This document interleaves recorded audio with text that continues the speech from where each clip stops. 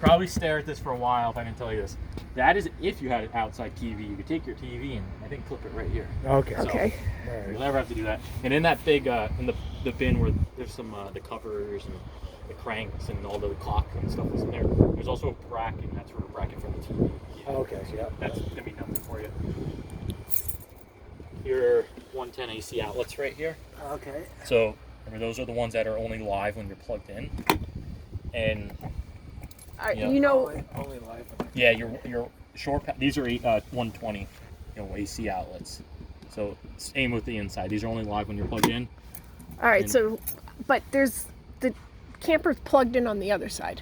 Correct. And what's on the other side versus this side?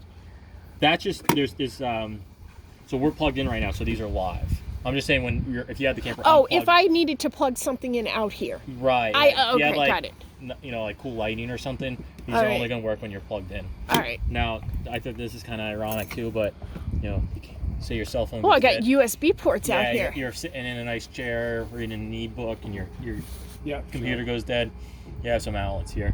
That's very convenient. I don't think necessary, but convenient. Yeah, that's one of those things. That's like, let's see how long those last. Yeah. Especially the salt on the road. So this is the back of the furnace. There's nothing you have to do back here. If you're really cold and you're outside, and your hands are cold, you can use this as a good hand warmer. Yeah, it's just That's exhaust, about yeah. it. But what I was talking about before is run appliances, use stuff on the camper. A month or two if you haven't used the furnace. This is wasps and bees. They go up in here and they make a nest. And the one time in the fall you need your furnace and it doesn't light. So that doesn't have a screen on No it? screen.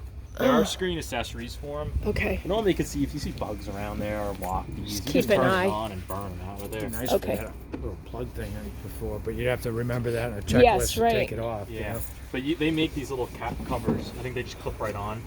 There's so many small things for these campers. If you had a furnace issue, the control board and the limit switches, or the sail switches, and all the good stuff are behind this cover, so it's an easy access furnace. 4 screws, and we can get to everything on the back side of this. Okay. That's We good. might want to get a little cover for that because with the mice and stuff around our house. Yeah.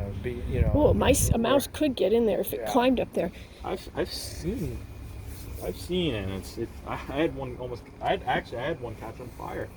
Yeah, I remember that was like 2 years ago, and we couldn't get the furnace lit. The first thing we always do is just compress air, blast it. And sometimes you get it going, it'll just burn everything. We just had like white smoke coming out of this, and it was just burning a big nest in there.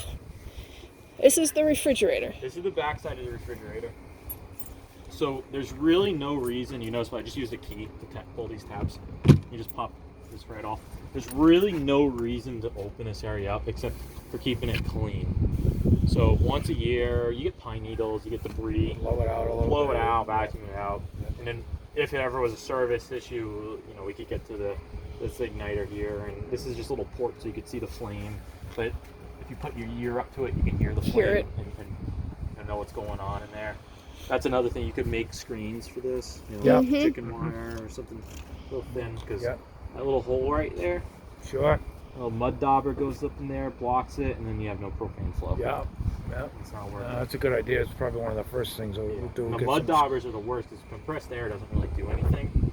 So at that point, we have to take this whole cylinder and this orifice apart and get a little needle and stuff and clean it out if there was an issue. I got a quick fix for that. Yeah. The screen. Just that regular house screen. These vents, just make sure it's all locked in on the bottom, press those in, rotate, and then give it the good old wiggle test. Yep. All right, moving on. This is over the oven, you have a range vent. Right. And if you want to use that, you have to take your 2 thumbs and pop that open. And now your range vent is doing something. Okay. It just- Otherwise, it it's sits there, and when the range Yeah. goes on, it moves. All right. Yeah. In the summer, it's not the end of the world to leave this open. One of those things, like in the wind at night, that stuff drives me nuts. So at least on your camper, it's reachable height. Us Yep, truck yep. camper owners, we can't get to it. So you can get to yours easily. okay. See this guy right here? That's what you want Stink bug, huh? to. That's a Oh, hornet. Yeah, but there you go. Those Yeah. little critters come out this time of the year, and It's Yeah. going Where in. is he Get him going? out of Yeah. there. I mean, it's pretty hot in there, so I don't think he wants to go. probably came from California for all we know. Yeah. What is this? So this is the backside of your water heater, and Okay. it's kind of like the refrigerator. There's no reason to open this area up except to keep it clean. And one thing we kind of really don't need to talk about right this minute is also winterizing it, because that's just, let's not, Yeah. Complicated. yeah, let's not, it's not complicated, but it's too far away for us to worry about. Time comes, we'll show you how to do it. I could go over it on the phone, I could go over an email.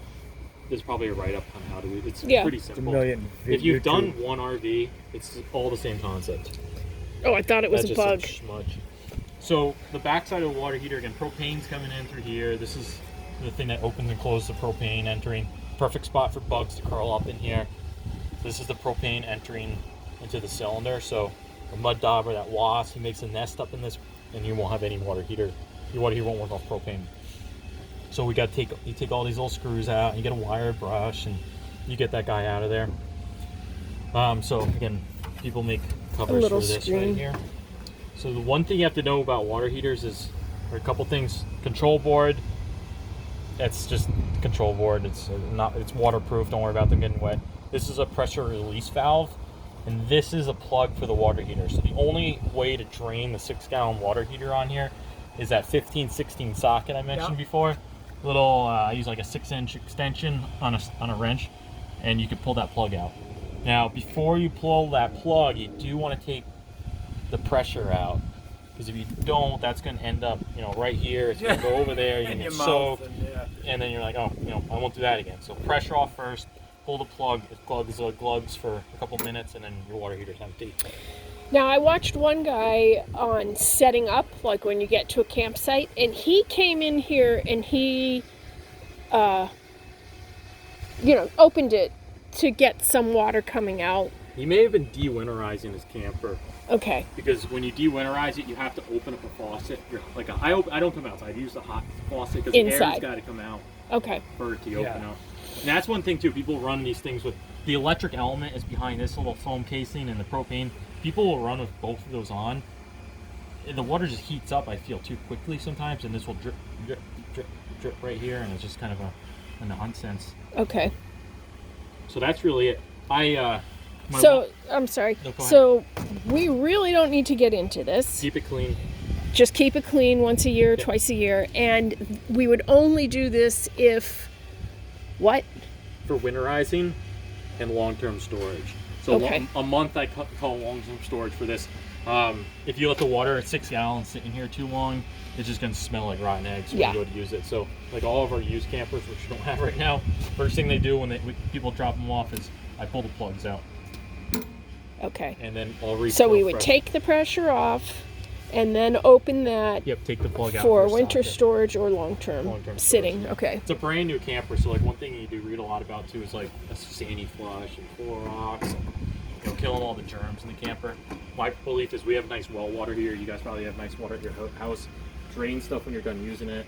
I'll show you to drain the fresh water system when you're done using it. And the more you drain and insert fresh, drain, insert fresh water, there's no reason to be pouring Clorox or bleach down into the Okay. water systems. Okay. I only do that on like older used campers. If I run the hydrant in the camper and it's smelly water, the fresh water tank's just slimed up, so we pour some bleach into the fresh water tank. Okay.